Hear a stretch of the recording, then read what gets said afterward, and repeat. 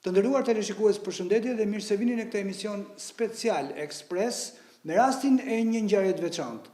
Forcat tona detare marrin një dhuratë të çmuar, do ta mësojmë më vonë në intervistën tonë, nga forcat detare italiane. Unë ndodhem në zyrën e komandantit të forcës sonë detare, admiralit Adnan Agastra. Përshëndetje, faleminderit që e pranuat intervistën. Faleminderit juve. Çdo të thotë dhurata që ne marrim nga forcat detare italiane?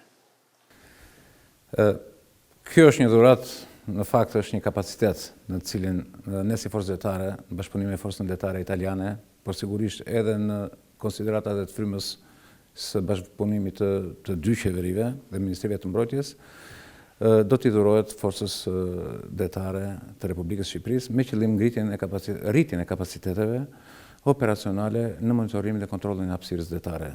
Jo vetëm në hapësirën e Adriatik dhe Jon, po dhe më gjerë, atje ku misionet dhe detyrat e NATO-s e kanë kërkuar forcën detare. Është një anije patrulluese apo është një anije luftarake?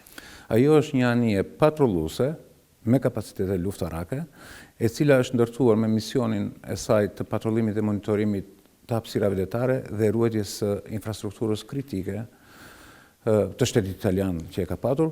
Kjo lloj anije, kjo lloj klasi me kapacitetet e veta që ka, kapacitetet operacionale të saj, që fillon që nga një top 76 mm top detar dhe deri tek helikopteri i saj, ruan kapacitete operacionale për të kryer detyra dhe misione luftarake në përputhje me nevojat që shteti bregdetar ka. Vjen ajo e plot siç është, apo ka nevojë do ketë, nuk e di, updatim, nuk e di si quhen në gjuhën tuaj. Ka nevojë nga ana tjetër për trupat tona që do ta përdorin, ka nevojë për specializime? Duhet të thënë dhe për teleshikuesët që kjo është një anije operacionale, është një anije në detyrë. Aktualisht ajo tani po vjen nga detyra, nuk është se po vjen nga një anije e qëndruar në rimont apo në si thua e planizuar nga Marina Italiane për të është efektive. Ajo është efektive. Ajo është aktualisht efektive dhe ajo ka kryer riparimet e saj themelore disa vite më përpara, e cila e ka bërë këtë operacionale dhe për shumë vite të tjera. Absolutisht që anija ka nevojë për mirëmbajtje si çdo mjet teknik, me të cilin ne tashmë jemi duke komunikuar dhe diskutuar me palën italiane, dhe anija do të kryejë edhe disa shërbime të tjera përpara përfundimit të gjithë procesit të dorëzimit. Si çdo mjet teknik, ajo do ketë nevojë për mirëmbajtje, do ketë nevojë për updatime dhe upgradime, të cilat ne sigurisht do t'i japim asaj me qëllim që të ruajmë operacionalitetin e kësaj anije. Me qëllim ajo të jetë një të na shërbej për atë qëllim të cilën ne e kemi marrë. Po në aspektin njerëzor, çfarë kapacitetesh duhen për ta vënë në funksionim, sa është kapaciteti i saj, sa marinar do ta vënë atë në lëvizje dhe a duhen njerëz që të komandojnë apo të drejtojnë armët e saj? Ajo ka një ekipazh, në varësi të misioneve dhe detyrave, secila anije ka numrin e vet, po themi një parafërsisht një numër rreth 60 personel, ku këtu përfshihet i gjithë spektri operacional i anijes, që do thotë që nga aspekti i lundrimit tek aspekti i misioneve speciale që kryen nga trupat të boardingut apo reparte speciale, ashtu dhe nga ekipazhi i helikopterit, i cili në rastin konkret është për Itali, po jo për ne, për momentin. Kështu që në këto konsiderata ajo ka një grup ekipazhi që i përfshin të gjitha aspektet, përdorimin e mjetit dhe përdorimin operacional të mjetit. Sigurisht që ne kemi kapacitetet tona, ne kemi oficerat përgatitur të trajnuar, ne kemi 9 oficera shumë të trajnuar dhe të mirëfillt, ashtu dhe detar. Por, si çdo gjëre kur vjen, kemi nevojë për kohën tonë të marrjes në dorëzim të anijes, të njohjes me procedurat, dhe tashmë ne kemi filluar procesin e familjarizimit me anijen dhe njohjen.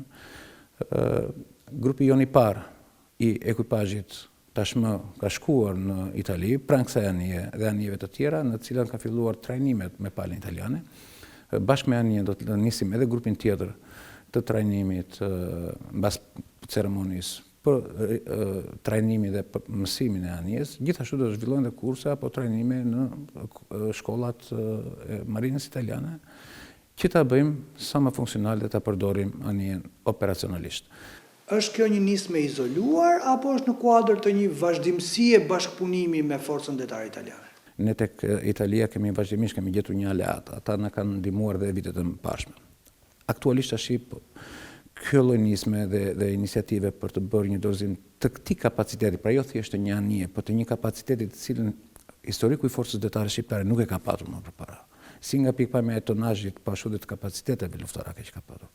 Kemi patur kamnim luftarake, të katra silurus, tek gjujcat që i kemi thënë dhe gjitha. Megjithatë, një kapacitet të tillë detar, i cili shkon përtej hapësirave detare të Republikës Shqipërisë, nuk e kemi patur.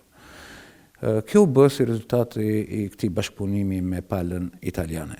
Unë jam krenar, me thënë drejtën për veten time, por edhe për njerëzit që punojmë, por duhet të përmend këtë edhe nga pikpamja e leadershipit si ushtarak ashtu dhe civil, sepse ne për herë të parë kemi gjetur një ndërveprim të padiskutueshëm në nismat dhe iniciativat tona për të bërë këtë mundur ardhjen e një kapaciteti të tillë në Forcën Detare të Republikës Shqipërisë. Por kjo nuk është e izoluar. Jemi në diskutim për marrjen e donacion për 2 anije të tjera të ngjashme në madhësi dhe në dislokim. Një tjetër element është një bashkëpunim që do zhvillohet midis asaj që sapo ringrihet përsëri industrisë ushtarake dhe kompanisë së saj Kajo, shpresoj që timi i pari të anonçoj këtë me Fincantieri-n, në cilën kemi disa kohë që po negociohet në kuptimin e ngritjes së kapaciteteve të anijeve, të ndërtimit të anijeve, patjetër dhe të riparimit, po të ndërtimit të anijeve edhe luftarake në kantierin e Pashalimanit. Ruaj të drejtën t'i kthejmë edhe një herë Fincantierit, po forca italiane mund të ketë edhe anije të tjera që mund të dojtë në edhuroja, kemi ne kapacitete për t'i përballuar me njerëz në radhë parë dhe me specializimin e duhur të këtyre njerëzve. Si vjet, forca detare feston 100 vjetorin e saj. Që do të thotë 100 vjet histori. Por jo 100 vjet histori, janë histori e shkëlqyer për pjesën e saj.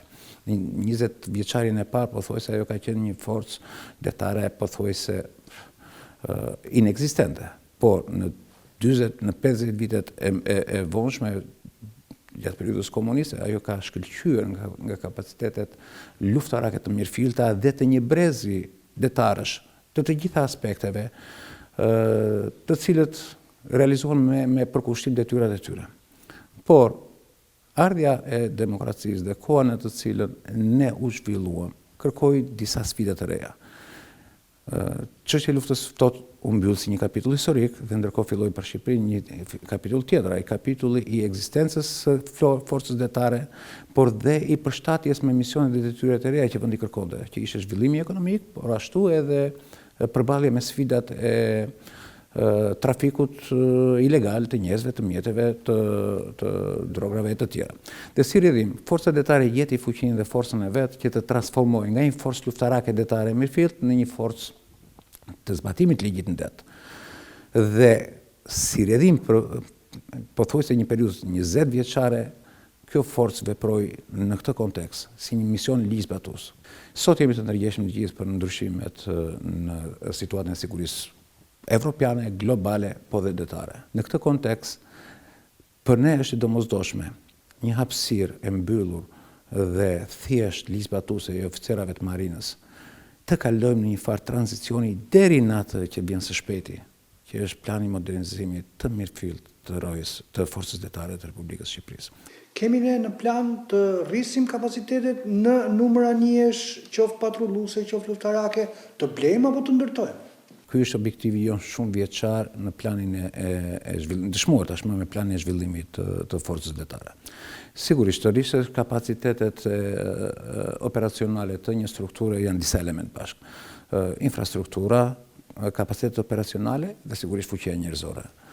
Në të tre këto element, në vitet e fundit, të paktën për forcën detare, ne kemi një boom të zhvillimit. Nga pikpamja operacionale, me që jemi duke diskutuar për këtë çështje, mund të them që kjo anjëherë është pararendse e asaj që vjen. Dhe ne domosdoshmërisht e kemi të nevojshme rritjen e kapacitetit të mirëfillta luftarake. Ato mjete dhe anije të cilat do të mbrojnë në mënyrë të padiskutueshme hapësirën detare dhe bregdetin e Republikës Shqipërisë. Pra, ne kemi në plan të marrim një tjetër anije më të madhe?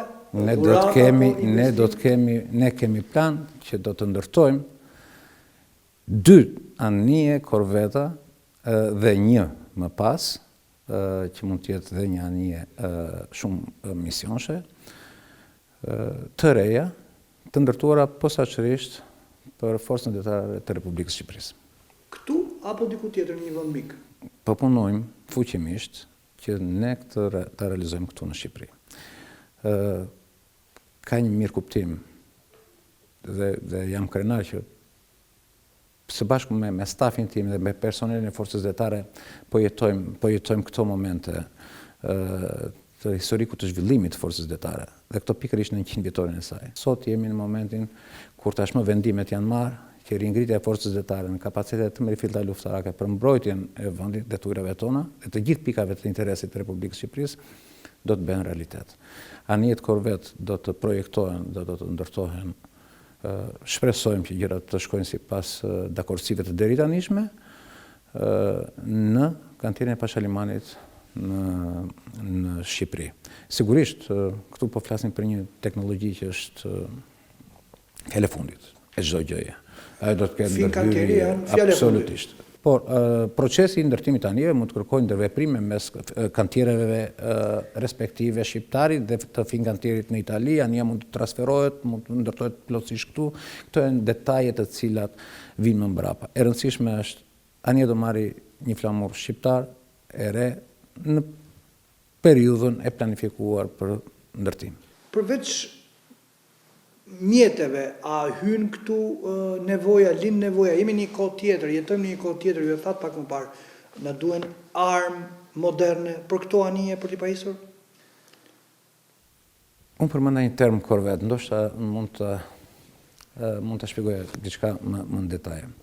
Po flas për një anije, një kapacitet, e cila në vetveten e saj ka të gjitha sistemet të luftës detare, anije kundër anije, që përfaqësohet me një top i kalibrit 76 mm, që është kalibri normal detar i NATO-s, në raketa surface-to-surface, pra anije kundër anije, se të çfarë distance dhe range janë gjërat cilat janë duke u vlerësuar nga pikpamja jonë si kërkesë operacionale, do të ketë kapacitet të mbrojtjes kundër ajrore. Edhe kjo është me raket ose me armatim, duke u vlerësuar përsëri dhe kjo, dhe të gjitha këto do të kenë integrimin elektronik dhe kapacitetet në sallën operacionale të anijes në vetvete. Për te veprimi të anijes si e vetme në fushën e betejës, ajo do të ketë aftësinë që të lidhet dhe të ndërveproj edhe me grupet e të tjera aleate që veprojnë në rajon dhe mund të marri, mund të japi detyra në përputhje me misionin që i caktohet. Nëse dohet më e kollajt për të kuptuar, kjo është një fregat e vogël. Nuk është një mini fregat, është një fregat pak më e vogël. Nëse ju lejon që fregata ta kuptoni kapacitetin luftarak. Po çfarë na pengon ta kemi? Është çështje financiare, është çështje planifikimi, është çështje prioritetesh të qeverisë ushtrisë sot? Ndoshta mund të jenë të gjitha nga pak, po unë për vete, kur i kam analizuar dhe vlerësuar të gjitha këto, nuk është se i kam gjykuar në këtë kontekst. Është një moment i cili sjell domosdoshmërinë për të patur kapacitete. Tashmë imperative është ruajtja e kapacitetetve të infrastrukturës detare, siç për shembull është TAP-i. Është linjat e komunikimit në New York midis Shqipërisë dhe Italisë, të cilat kapin një gamë të gjerë. Janë porte si infrastruktura kritike, ashtu siç mendojmë edhe në tokë, aeroportet apo digat. Të gjitha këto tashmë dhe në situatën në kohën kur intensiteti i veprimtarive kundërshtuese dhe armiqësore, ne plotësisht mund ta themi, në hapësirën detare jo të Republikës Shqipërisë, por hapësirën detare ndërkombëtare është shtuar. Si rritim të gjitha këto kërkojnë një përgjigje. Është momenti dhe e falenderoj plotësisht leadershipin politik të Republikës Shqipërisë, të cilët morën vendimin në kohën e duhur. Shqipëria nuk po mendon thjesht nga aspekti detar, se si të zbatoj një ligj, se si të siguroj një kapacitet të shtuar të fluksit të turistëve në Republikën e Shqipërisë. Këto ekzistojnë, këto do vijojnë të ekzistojnë. Shqipëria tashmë, siç jemi në dieni, po synon që koridori 8, që është një koridor i Bashkimit Evropian, të ketë dhe një funksion në interes të NATO-s si një rrugë kalimi i sigurt. Dhe fillimi hyrja e këtij koridori në Republikën e Shqipërisë është nëpërmjet projektit Durrësit, pra projektit Porto Romanos në konsideratën e vet. Një kapacitet i tillë infrastrukturor, si nga kapaciteti i përpunimit të mallrave, por dhe i nevojës për përdorim për qëllime ushtarake, që mund të jenë zbarkimet, imbarkimet, transportet ndryshme ushtarake, nuk mund të kuptohen pa patur një kapacitet vetë mbrojtës dhe sigurie. Askush nuk vjen të bëjë një zbarkim ose të shkarkoj mallra miliona, miliarda euro, por nëse nuk janë të sigurt ose nuk besojnë që shteti përkatës është i aftë të sigurojë këtë. Dikur ishte ylli i flamurit të detarisë shqiptare, baza e Pashalimanit me nëndecet e me gjithë historikun e saj. A do kthehet sërish në një kapacitet të tillë tashmë për prodhim apo riparim, siç thoni ju tani vetë? Në vlerësimet që forca detare ka bërë dhe këto tashmë janë të njohura në hierarkinë ushtarake, po ashtu dhe civile. Janë të diskutuara gjithashtu edhe me aletat tanë, me komandën detare të NATO-s, Markomin, për cilën rastisht pas nesër kemi takime me ta. Janë vlerësuar të gjitha kapacitetet infrastrukturore, jo vetëm të Republikës së Shqipërisë, por në fakt për të gjithë NATO, në të cilat secili shikon hapësirat dhe mundësitë për t'i përmirësuar dhe për t'i vënë në përdorim. Pyetjes tuaj i përgjigjem thjesht dhe shkurt. Po, Pashalimani vëjon të jetë një nga bazat kryesore tona. Dhe ky kapacitet sigurisht që është duke u trajtuar dhe vlerësuar nga NATO. Ne kemi marrë sugjerimet e NATO-s dhe tashmë po sillemi në përputhje me të gjitha objektivat tona edhe të zhvillimeve dhe modernizimit ton afatgjatë. Shumë shpejt, ju nuk keni për ta parë më Pashalimanin ashtu siç ai është sot. Një relief, të themi, natyror deri diku i mbrojtur, po jo plotësisht. Me një kantier i cili sigurisht që koha e vet ka sjellë që ajo domethënë të degradojë në një farë shkallë. Ne jemi duke përfunduar, siç ju thash, edhe me këshilla dhe me sugjerimet. Bile edhe tashmë me një bashkëpunim që po kemi me Finkantierin, jemi duke përfunduar një master plan që shikoj Pashalimanin të integruar jo vetëm për interesat tona dhe të NATO-s të përfshirë aty, por dhe në bashkëtesë me komunitetin dhe me jetesën dhe me interesat e tjera si të industrisë së turizmit apo gjëra të tjera. Që do të thotë, Pashalimani do të ketë formën e një baze të mirëfillt ushtarake me të gjitha kapacitetet e saj, si të akomodimit të mjeteve dhe anijeve, të ndërtimit të anijeve, por ashtu dhe të rezervave të tjera logjistike të cilat ai ka. Atë detyrë që Pashalimani ka kryer, por do ta ketë tashmë të mirë konfiguruar në një master plan të cili do kalojë në një proces. Kjo do të thotë që kemi vendosur për Pashalimanin me NATO-n apo do të ketë dhe një bazë tjetër? Kjo është e gjitha e Republikës së Shqipërisë. Me NATO-n ne kemi marrë konsulta, ne vazhdojmë të punojmë me NATO, por ajo që është kryesorja me NATO-n është elementi i Porto Romanos. Siç ju thash, hapja e një porti strategjik, sepse nuk është thjesht për Republikën e Shqipërisë, por ne është infrastrukturë kritike, pa ish më tej se një infrastrukturë kritike. Si hyrje e korridorit të 8, po dhe me lidhjen e dy porteve të thata që do të jetë në Shkuptën, në Prishtinë. Kjo e rrit gamën dhe rëndësinë e Porto Romanos si një port i ri. Shtuar aty edhe lessons learned që ne patëm gjatë stërvitjes Defender Europe 21, e cila vjen përsëri si vjet. Në të cilën thjesht po e themi, solli si domosdoshmëri, një kapacitet tjetër i cili nuk ekzistonte në portin e Durrësit, nuk mundej. Porti i Durrësit aktual ishte funksional për ato që ishte, është për ato që është, se që mund të jetë është tjetër gjë, por jo për ato kapacitetet të cilat NATO dëshmoi që i kishte të nevojshme në Defender Europe 2021. Pra do t'i përshtatemi tek porti tjetër? Dhe tek porti tjetër ne po punojmë dhe jam besim plot sepse në të gjitha takimet dhe diskutimet e të gjitha niveleve që kemi patur, kjo është një nga temat që unë do të diskutoj në 2 ditë përsëri, që të mbështetemi nga NATO në formulën e bashkëfinancimit të këtij projekti madhor. Ne besojmë sepse është e diskutuar me homologët e mi respektiv të vendeve të tjera, pothuajse me të gjitha ata, që kuptojmë rëndësinë operacionale të një hyrje me kapacitetet plota infrastrukturore në koridorin e 8. Kjo nuk ka më diskutim. Ajo që diskutohet janë procedurat burokratike dhe teknike të NATO-s në vetveten e vet, si çdo organizëm tjetër, që të bëhet i mundur në mënyrën dhe në kohën e duhur. Sigurisht, ajo ka nevojë për procedurë e saj, do të njëjti proces me Kuçovën, siç jemi në dieni. Nuk është proces i një dite, është një proces aq gjatë, por ajo që është e rëndësishme është argumentat tonë operacional dhe ato të cilat homologët tanë, aleatët tanë, flasim të njëjtin gjuhë, jemi në të njëjtën faqe sa i takon kësaj. Shpresoj që së shpejti ne të kemi një përgjigje pozitive. E fundit për jo për garancia, cila është sfida më e madhe me cilën përballeni, ose ndryshe thënë, është rekrutimi, është ushtari, marinari i ri, problemi më i madh dhe sfida më e madhe që ju keni? Është sfida më e madhe që kemi, por tashmë sfidën nuk e kemi tek numrat. Sfidën kemi tek cilësia. Dhe ky është një zinxhir i tërë i procesit arsimor dhe edukativ në Republikën e Shqipërisë.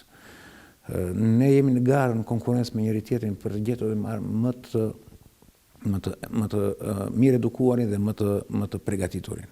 Dhe është ky momenti që ta shpreh një kërkesë për të gjithë rinjt dhe të universiteteve, por dhe ata të jo të universiteteve, dhe ata djemë dhe vajza të cilët duan të marrin një profesion, një zanat. Forcat detare do t'u jap mundësinë që ata të përfitojnë një zanat në jetën e tyre.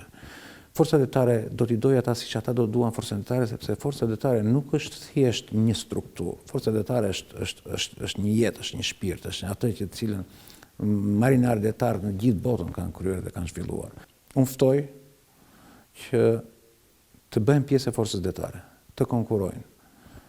Sepse nëpërmjet forcës detare ata mund të arrijnë jo vetëm karrierën në forcat e armatosura, por do të jenë të aftë, nëse do të dëshirojnë, të marrin edhe një profesion dhe një zanat, të cilën mund ta përdorin nesër në jetën e tyre. Por dhe jeta do të jetë e bukur, sepse forca detare sot nuk është në tokë. Sot, forca detare me këto kapacitete që po i ngrën, me mbështetjen e qeverisë Republikës Shqipërisë, do të jetë në det. Do të jetë ajo e cila do të shfaqë flamurin shqiptar në hapësirën ndërkombëtare të mesdheut, ftesat, kontributet, por dhe mbështetja financiare do të vende gjitha së bashku. Mjafton që të bëjmë pjesë e forcës detare. Komandant, faleminderit për mundësinë. Kënaqësi për të kishëm në zyrë. Ishte Admiral Adnan Agastra, komandanti i Forcës Detare Shqiptare, ishte ekspres edhe për sot. Bashkë në takofshim.